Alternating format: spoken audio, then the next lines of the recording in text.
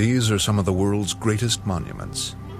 They combine colossal mass with precision engineering. For over 4,000 years, they were unsurpassed.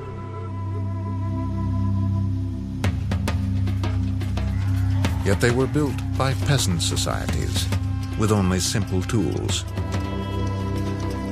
And the Egyptians weren't alone. Pyramids were the crowning achievements of other civilizations around the world. The search for treasure has always brought thieves and bounty hunters to the pyramids, but for today's explorers, the challenge is to reveal the amazing stories of the people who built them.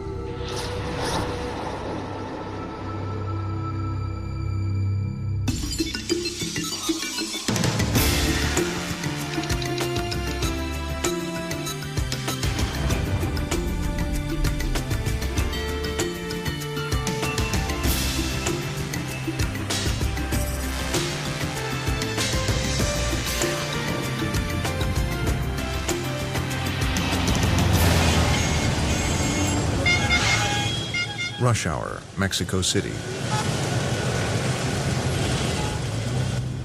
In the main square, Aztec dancers are in less of a rush.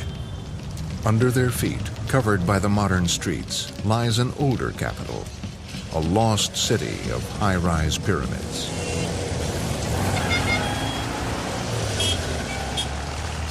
To track down their remains, you need something a little like X-ray vision. Some folk walk their dogs. Archaeologist Dr. Luis Barba prefers a quiet stroll with his ground-penetrating radar.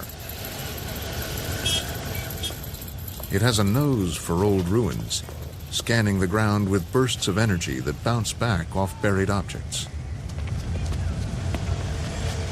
These reflected signals are helping Barba to see through the modern city, shown here in white, and map its Aztec counterpart underneath. In a few places, excavation has stripped away the new to reveal the old. At the heart of the Aztec capital stood a huge double pyramid. Rising above the surrounding temples and plazas, it was the centerpiece of a city whose scale and splendor outstripped anything in Europe. To the Spanish who came here in 1519, it was a miracle. But what is a pyramid? And where else can you find them? Let's get this clear. When we're talking pyramids, we're talking big. This Mexican one, for example, climbs to a height of 8 stories and packs around 4,000 tons of rubble and masonry. And size dictates shape. With basic technology, the only safe way to build tall is to slope the sides inwards to an apex. There may be variations. Some pyramids have steps and a flat summit for a temple. Nevertheless, the basic pattern can be traced across 4 continents. In China, around 200 BC, the first emperor was buried under an immense earth pyramid. It's a mile around and took a workforce of 700,000 to accomplish.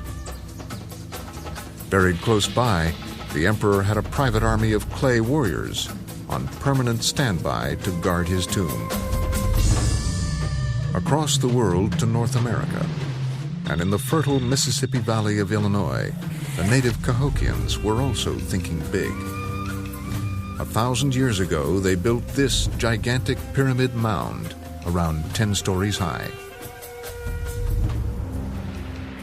Travel south, and large pyramids can still be found through Central America and in Peru.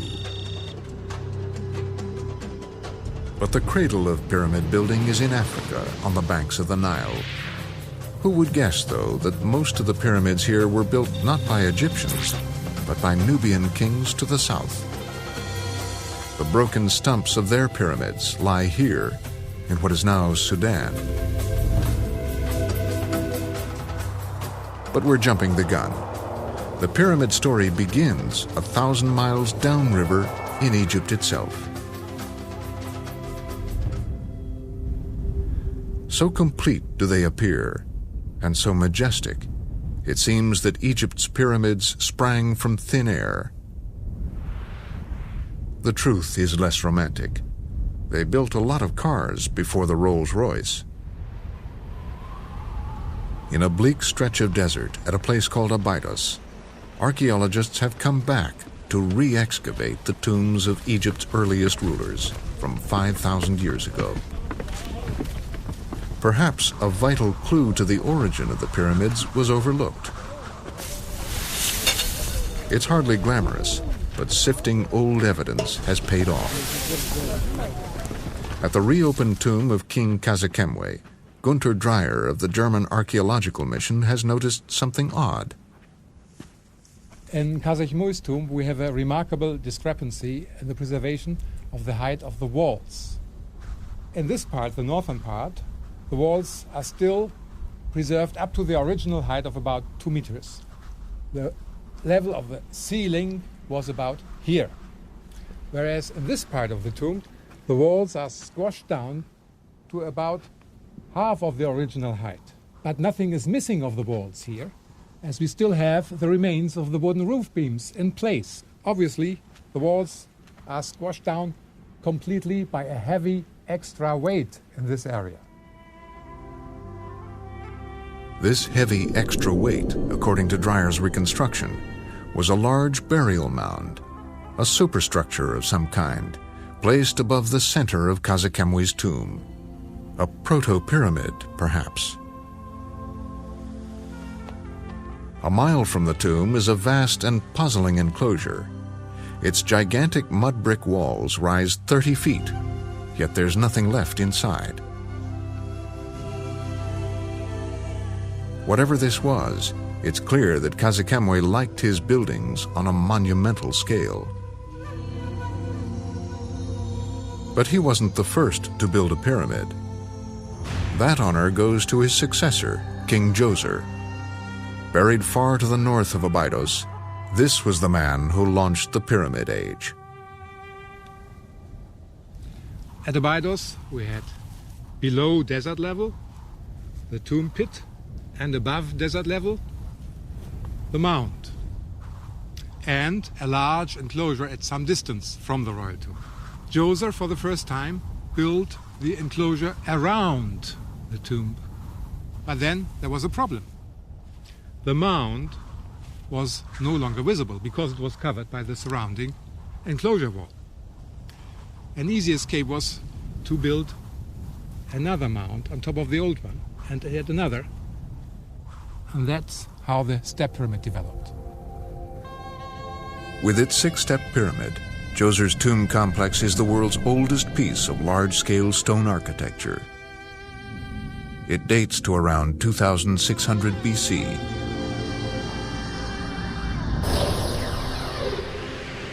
The pyramid itself, around 20 stories high, was a giant stepping stone towards the classic design.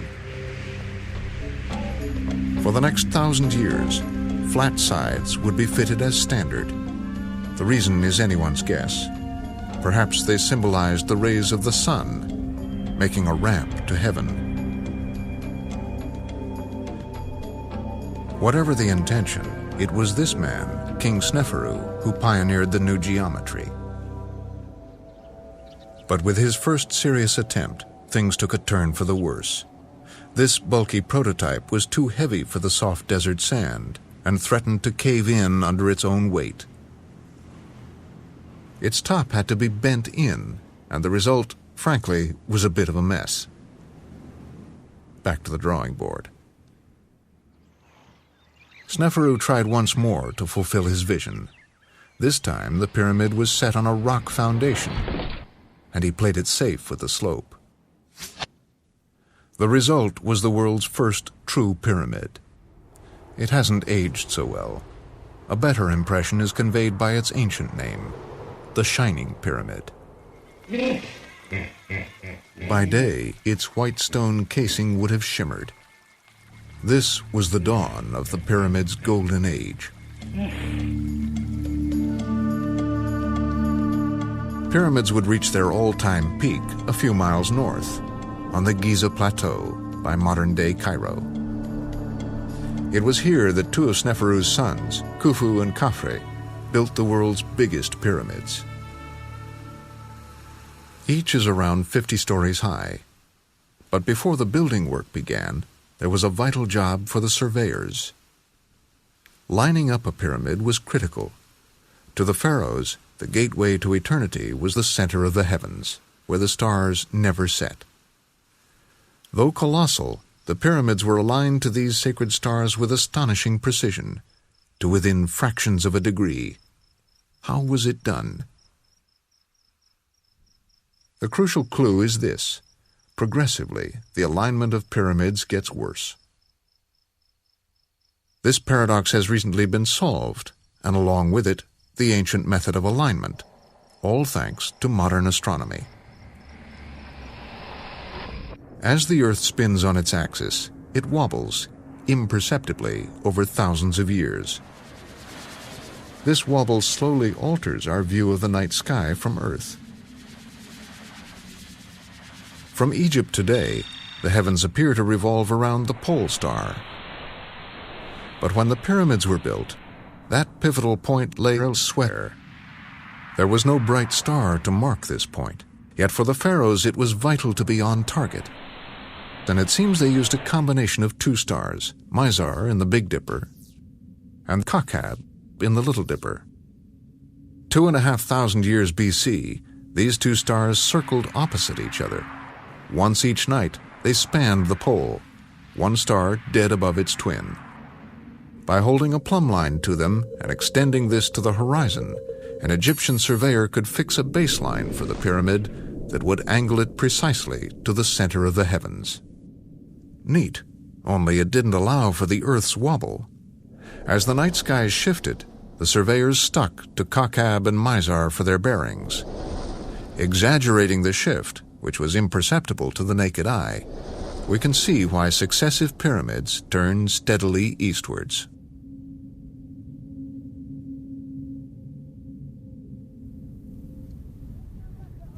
Solving the mystery of alignment is one thing. Can we also discover how the pyramids were built? The Great Pyramid at Giza contains well over 2 million blocks, mostly weighing around 2.5 tons. It took some 23 years to build, which means that on average, one block had to be added every couple of minutes. A tough delivery target, to put it mildly.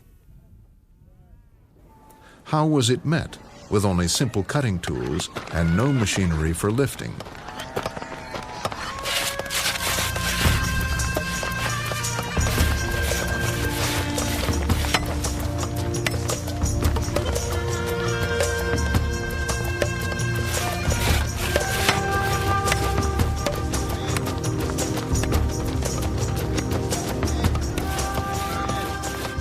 The workmen were grouped into gangs, each 1,000 strong. And they weren't slaves as once supposed. They were paid labor. But the question remains, how did the Egyptians move so much stone so quickly?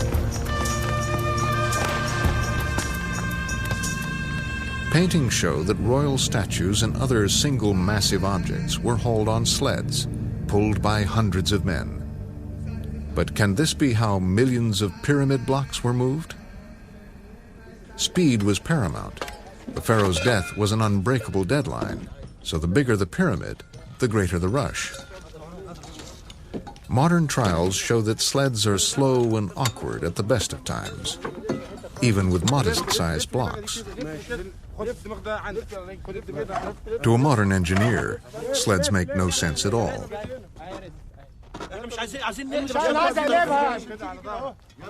Well, I think anyone who's done a little bit of first-year engineering mechanics will realise that sleds are a highly inefficient way of moving any heavy objects because of the problems with friction and problems of manoeuvrability and so on. Anybody who could build pyramids had to be smart, and they could certainly have come up with a better solution. The whole logistics of building the pyramids demanded a high-tech solution. And there's another problem with the sled theory. Everyone agrees that blocks were moved up the growing pyramid on specially built ramps. The problem with hauling them on sleds is that the ramp has to be shallow, rising only a step or so for every 10 steps forward. Such a gentle 1 in 10 slope would require an immense length of ramp. A steeper gradient, say 1 in 4, would shorten the ramp, but it would also rule out sleds.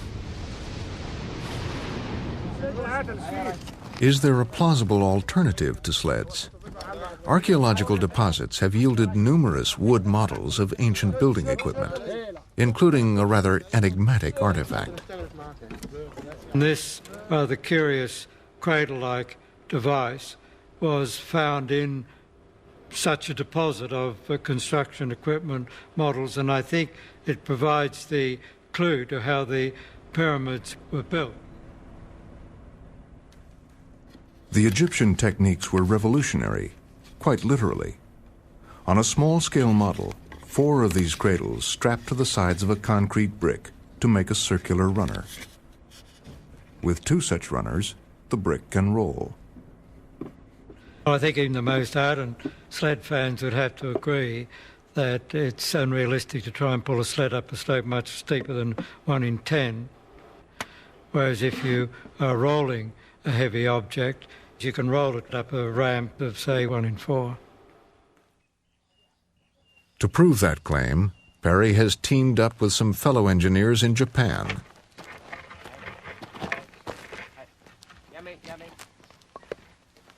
On a 1 in 4 slope, if you had a 2.5-ton block on a sled, it would require something like 60 to 80 men to pull it, which would be out of the question when you've got many stones being hauled at any one time. But with a rolling system, you need only a quarter the manpower. The tests that we did in Japan showed you could roll a 2.5-ton block up a 1 in 4 slope 15 metres long in less than a minute. If the Egyptians had figured out rolling, then the old sled theories are on a slippery slope. That all this sweat and toil was for one man's burial gives us an insight into the power of the pharaoh.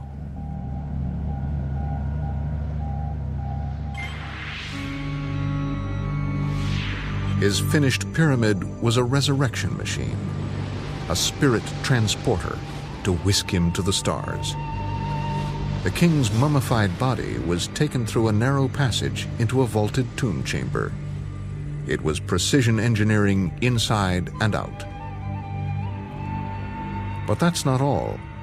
Around the pyramid itself, within a walled compound, there were temples, shrines, and storage rooms. From here, a corridor ran like a giant pipe down to the Nile, where it could tap the best of Egypt's produce.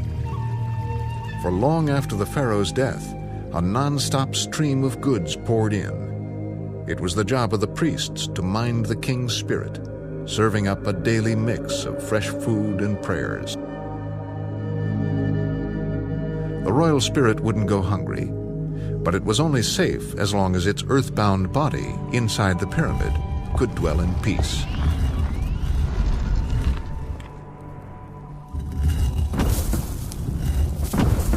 High-security granite sealed off the tomb. But all to no avail.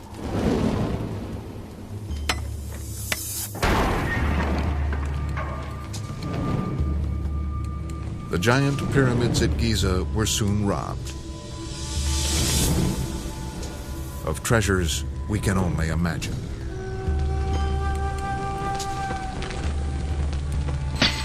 The thieves, though, may have sparked a big change in pyramid design.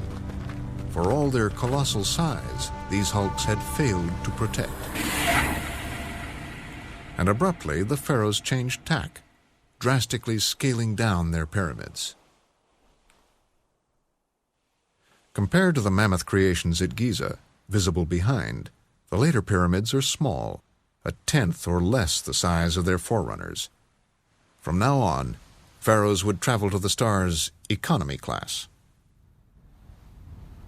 It's a puzzle that archaeologists are still debating. Why did pyramids shrink? Vasyl Dobrev has scrutinized these smaller pyramids and thinks the answer is down here, inside the tomb chambers. A very striking difference that you see inside the smaller pyramids is that there are hieroglyphs cut into the walls of the tomb. Literally thousands and thousands of signs. At Giza we have absolutely nothing like this inside the pyramids. When we actually decipher these inscriptions, we discover that they are formulas or spells for the resurrection of the king. There are spells of all kinds. The pharaoh, some say, shall follow the destiny of the polar stars to eternal life. For Dobrev, such spells were the pharaoh's new insurance policy, more reliable than a fortress of stone. Once the king had these spells inside his tomb, it was not necessary anymore to build a big pyramid. He had a much better protection. At least that's what he thought. But others disagree. At his excavations in a non-royal tomb, Miroslav Barta is finding evidence to back up a much bigger claim. What shrank first, he argues, was the pharaoh's power.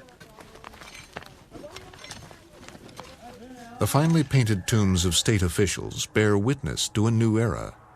Classy burials were no longer the sole preserve of royalty. While their predecessors at Giza had to make do with mud brick, these officials went high-spec with the finest stone, a material once reserved for kings. To Barta, it's no coincidence. State officials were gaining in power and wealth at the expense of the pharaoh, so that the only affordable pyramid was the budget model. But Barta will need more than this to convince Dobrev. Take the first three dynasties. If you compare the material, the decoration, the architectural setup, you can see that the king always had the exclusive right to use stone for his projects. Even the highest officials of the country had to use mud brick. Yes, but how can we compare things that are different? I mean, the king is designed... We know that later pharaohs, like Pepi I, married into the families of top officials, maybe to boost their dwindling power. A lot of powers, for instance, that Pepi I is forced to marry two daughters of a local official from Well, the I don't know if Abydos. he was forced. Yeah, but he considered it necessary to Maybe ensure... it was just a nice girl. She was beautiful. Yeah, Pepi but I, the brother I of this know. official became a vizier. I don't believe a word about this, because now we know that Pepi I... Whichever way you argue it, it wasn't over. The shrinking pyramid was going to shrink again.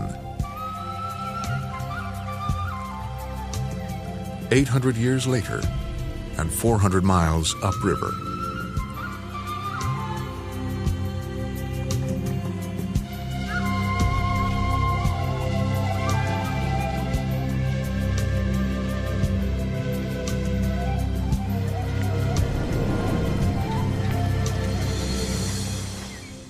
Close to Thebes, the ancient capital of Egypt's new kingdom, and archaeologist Kent Weeks finds the final twist in the tale.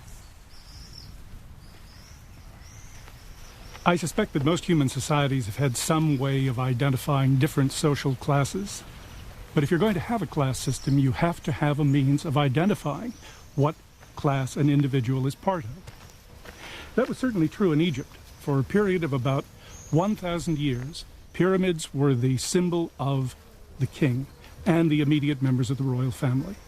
But maybe around 1900, 1800 BC, there began a process that some people have called religious democratization, which means that a lot of the things that had formerly been restricted to the pharaoh, the royal court, now became increasingly available to ordinary members of Egypt's upper and middle class.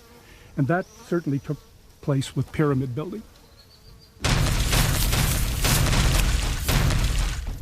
Pyramids became high fashion, and the nouveau riche were quick to snap up the royal emblem.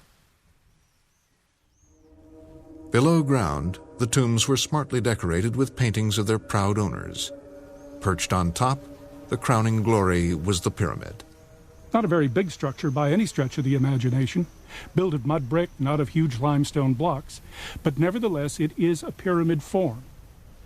and accompanying hieroglyphic texts tell who they were and why they were so important and so deserving of what only a few hundred years earlier had been a monument fit only for a king.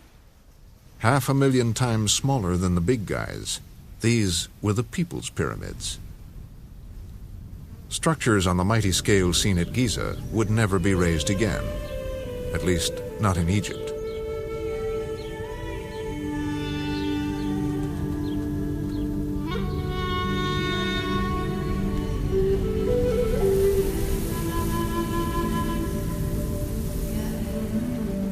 Travel 8,000 miles southwest of Egypt, and you cross 2 continents and an ocean to arrive at one of the driest places on Earth. In this coastal desert, the remains of ancient cultures still emerge from the shifting sands. Welcome to the Americas.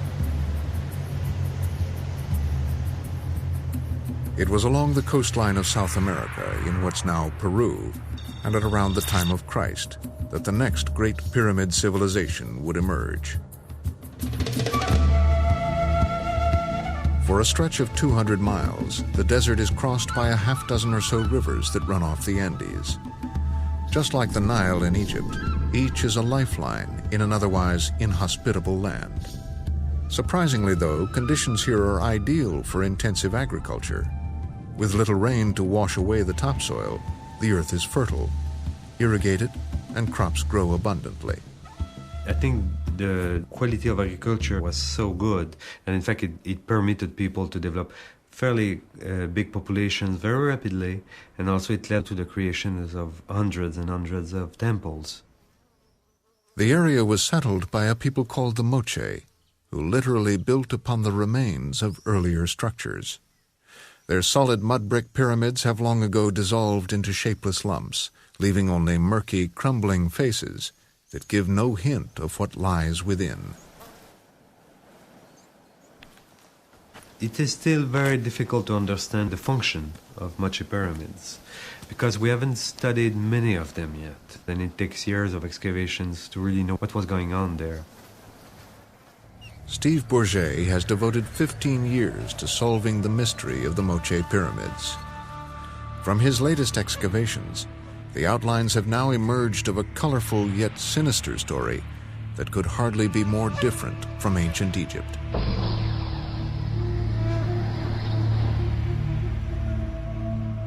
For decades, the Moche were known mainly by their artwork, especially by their jewelry and by their richly decorated pottery.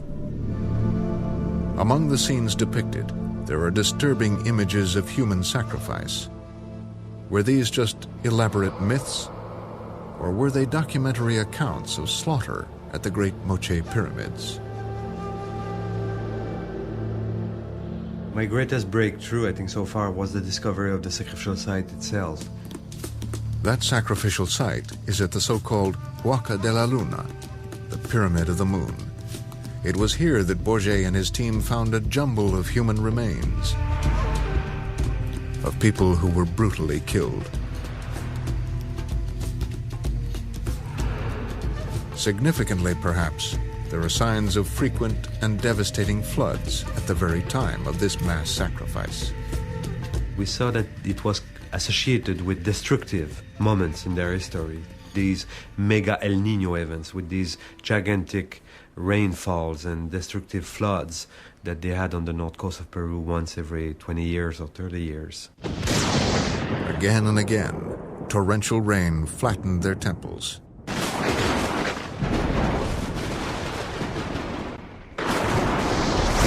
To the Moche, such catastrophes meant the gods were angry.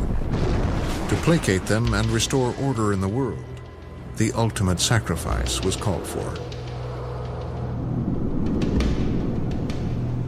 So the Moche were aware of this problem, and they created this ritual to counteract the effect of the El Nino. And that came as a surprise.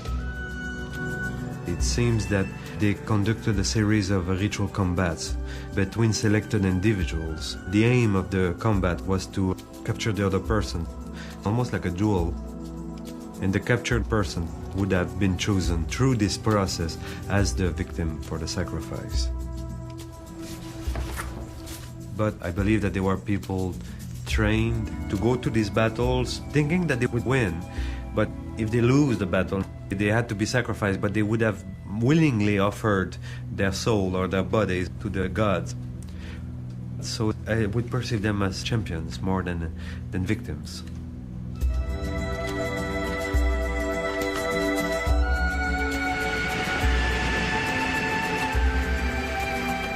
In a volatile and often violent climate, the Moche pyramids, it seems, were built not to honor their gods, but to appease them. How many more bodies will emerge? Whatever the number, it wasn't enough. After flourishing here for 8 centuries, Moche civilization disappeared.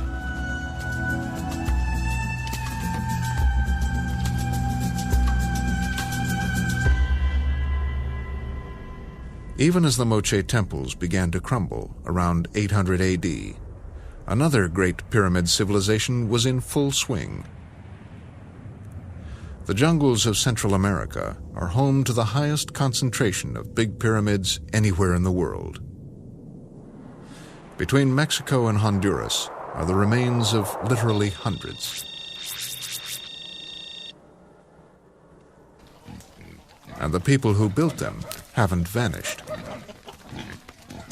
While their ancient cities no longer flourish, the Maya themselves are still here today, living off maize, just as their ancestors have been doing for thousands of years.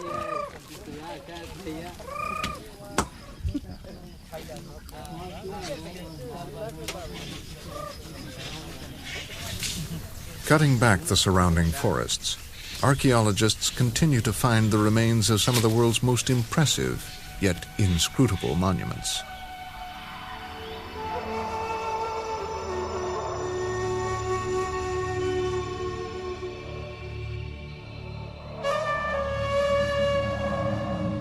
Who were the ancient Maya?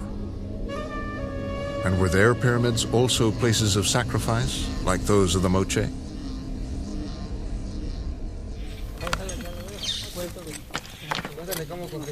Like the Egyptians, the Maya built with stone. And their pyramids too, such as this one at Chichen Itza in southern Mexico, were also linked with other ritual buildings. But it's the differences that stand out. A Mayan pyramid is approached not through a closed corridor, as in Egypt, but from a vast open plaza. And with its flights of steps and its summit temple, the pyramid looks less like a private tomb and more like a public platform, a commanding stage, perhaps, from which the elite could rule. As archaeologists piece together the remnants of Maya civilization, its achievements continue to amaze.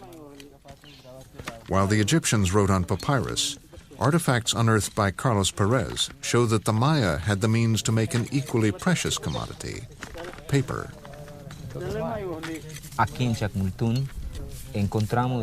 Here at Chacmultun, we have found something unusual. Tools like this were used by the Maya to make paper, from the bark of trees such as this, called copo in Maya. The paper was very important to pre-Hispanic Maya because they used it for writing books, for ceremonial things, and for keeping accounts. By at least 300 BC, the Maya had invented their own unique form of hieroglyphic writing. It's still only partly deciphered. They'd also worked out an efficient way of counting, adding, and recording dates using bars and dots. And by as early as 500 BC, they'd perfected an accurate 365-day calendar. They could predict events like eclipses far in advance. They also had a distinct ritual calendar, revolving on a shorter cycle. Running side by side, their calendars combined to fix the crucial dates in Maya life. From the tops of their pyramids, and even from observatories, astrologer priests tracked the stars and planets. By timing their rituals for auspicious dates, rulers sought to sway the fortunes of their people. At Chichen Itza, in the shadow of its main pyramid, they once gathered for a ritual worthy of ancient Rome. It was staged combat, Maya style, a kind of soccer, but played for the highest stakes. Stone panels, once in vivid color, adorned the ball court. On the right, the kneeling loser, head chopped off and serpents spurting from his neck. To the left, the victorious player, grasping his bloody trophy. Perhaps their victims were heroes, but it's hard to be sure. Of the countless books written by the ancient Maya, all but a few were destroyed by Spanish missionaries.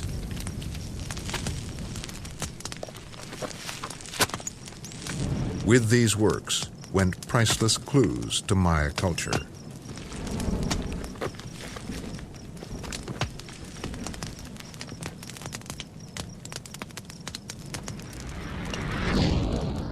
But a new theory claims that one fundamental clue might actually lie below every major Mayan pyramid, so that what we're looking at is just the tip of the iceberg.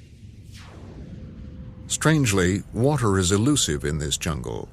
The region is a limestone plain where rivers, instead of crossing the surface, run deep underground. Irrigation is impossible. The only year-round sources of water are the occasional caverns that descend into the earth. To the modern Maya, such caverns are still a lifeline and considered sacred. In the Maya region and far beyond, people have had an age-old fixation with caves. For many, they're still the home of gods. And to archaeologist Jim Brady, it all points downwards. The spiritual heart of these ancient cultures, he believes, was not the pyramid itself, but its secret cave. We know that pyramids represent Earth. They're called in the Maya area weats, hills, mountains. They represent the sacred mountain. And sacred mountains have to have a cave by which you can reach the deities that live inside them. All Amerindian people have a special appreciation and attachment to Earth as a sacred and animate entity. Not only does it mean crop fertility, but rain is also a terrestrial phenomenon. Rain is believed to come out of caves up into the sky. People are still going to caves to pray for rain and for a good harvest. In each site he checks, Brady finds a cave under its main pyramid. But proof of a link comes from places like Xochicalco in central Mexico, where caves don't naturally exist. Here, they had to be made by hand. This isn't natural. Everything that you see was constructed. And considering that the people did not have steel tools, it was an enormous undertaking.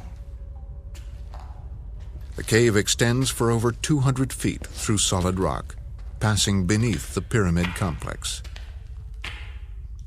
It's dark and damp and filled with bats, hardly fit for storage or habitation. Surely this vast man-made cavern had a higher purpose.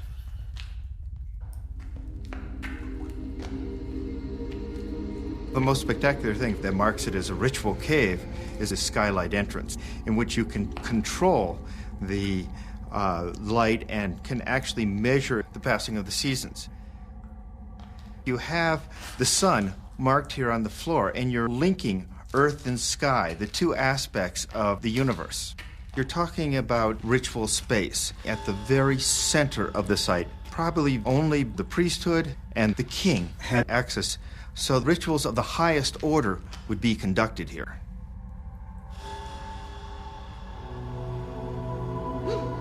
The very word for cave also meant temple in ancient Mayan. Brady has little doubt that many more temple caves will come to light under pyramids.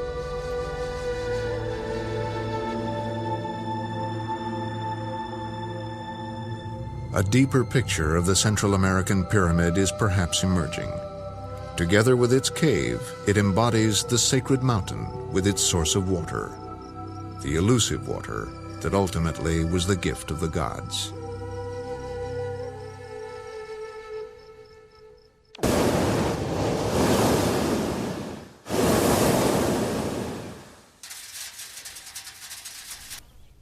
So much for the underground. What stands above ground has a far more earthly purpose. It's something that Jim Brady can grasp more easily from the air. For it wasn't just the gods whom the ancient rulers sought to impress with their pyramid temples and their shows of human sacrifice. From Egypt to Mexico, from China to Peru, pyramids were meant to cow the masses. Bountiful crops mean a burgeoning population, and as numbers grow, so does the need for social control. That must have been true here at Teotihuacan in central Mexico, the largest pyramid city in the Americas. What you can see here, and you can't appreciate out on the ground, is the enormous size of this city. It's stretched for miles. There were probably between 100,000 and 250,000 people living here at its height at 700 AD. In Europe at that time, nothing could compare. The centerpiece was the colossal Pyramid of the Sun, its base equal to that of the Great Pyramid in Egypt. This was propaganda, plain and simple, a reminder to the masses of who was really in charge.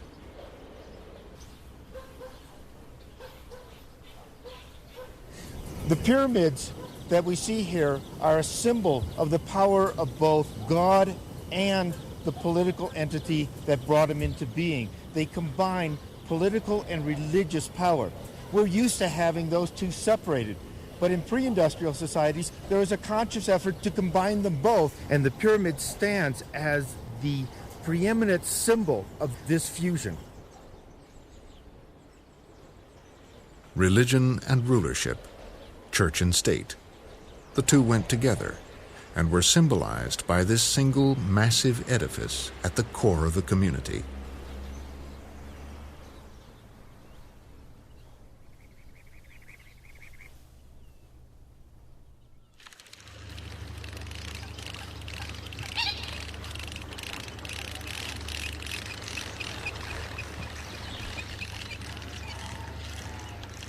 Egypt's pyramids had certainly shown who was boss, but did the Egyptians also practice human sacrifice? Until recently, we didn't have a definitive answer. Now, thanks to some recent archaeological excavations at the site of Abydos, the answer apparently is yes, but for a very, very brief period of time. A time at the very beginning of Egyptian civilization, lasting perhaps 300 years, when the servants of dead kings were, it seems, sent with their masters into the next world. What's more remarkable is that the practice was abandoned, never to return. But of course, water here was never a problem. The River Nile is one of the calmest, most predictable rivers on Earth. Every summer it would flood, but gently, not destructively, providing water for irrigation, for crops, for people and animals.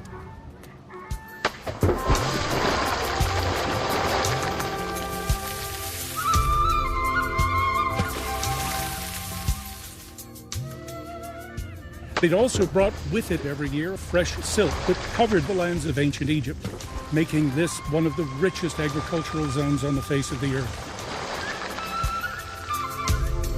Travelers who came here were amazed. According to the ancient Greeks, the Egyptians had little to do. Year in and year out, the living was easy. There were no major worries, and perhaps that's the reason there was no human sacrifice. There was nothing hanging over the head of an ancient Egyptian that required him in sheer terror to commit the ultimate sacrifice to try and plead with his gods to feed him, feed his children, and keep them alive. Blessed with such a bountiful land, relations with the gods were always good. But nothing could be taken for granted. To maintain this abundance, clear communications with the gods were vital, and these could only be passed through a divine king. Now, when Pharaoh died, you can see a major problem. This lack of communication could mean the sun would no longer rise and set, the river wouldn't rise and fall, the moon wouldn't wax and wane. We were in deep doo-doo. It was essential the dead king take his rightful place with the gods, to speak on behalf of humankind. And for 1,000 years, the key to his safe transport was the mighty pyramid. The building of a pyramid may have been an economically enormous undertaking, but when you stop and think of the alternative to continuity in human existence, it's a pretty small price to pay. But the pyramid story has a final and bloody chapter.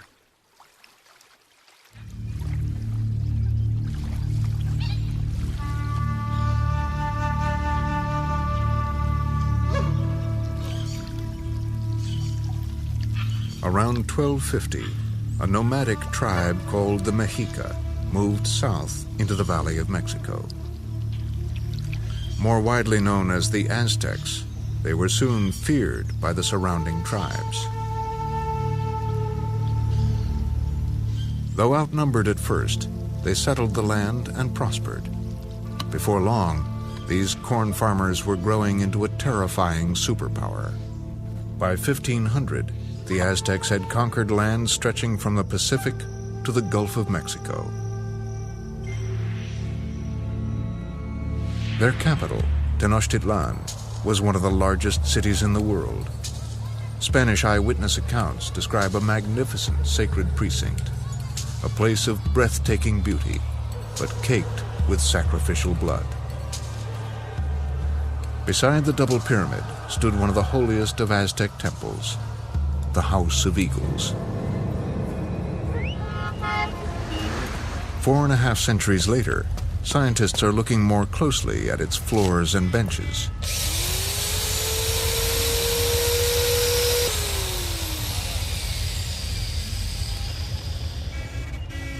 How accurate were those eyewitness accounts? Hundreds of samples have been gathered and analyzed for blood and other substances. The findings, like Aztec religious sculpture, point to a grim and fearful relationship with the gods.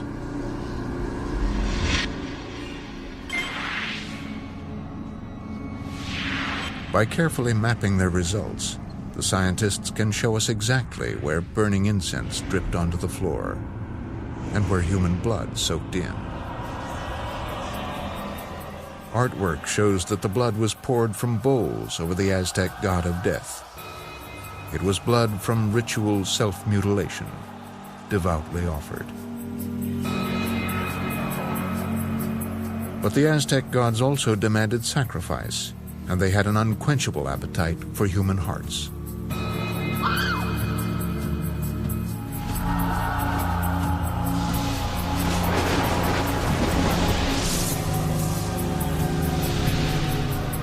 This was the fate of countless captives, to have their heart chopped out on an Aztec pyramid. But strangely, the destruction of this last surviving pyramid culture was foretold in the Aztecs' own prophecies.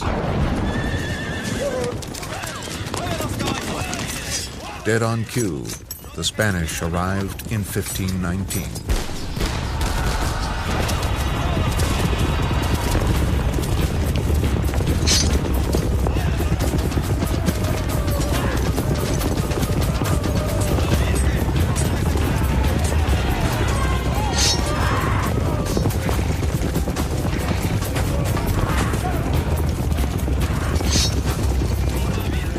Fighting from horseback with steel and shot, the conquistadors swiftly crushed Aztec civilization and buried it under their own city.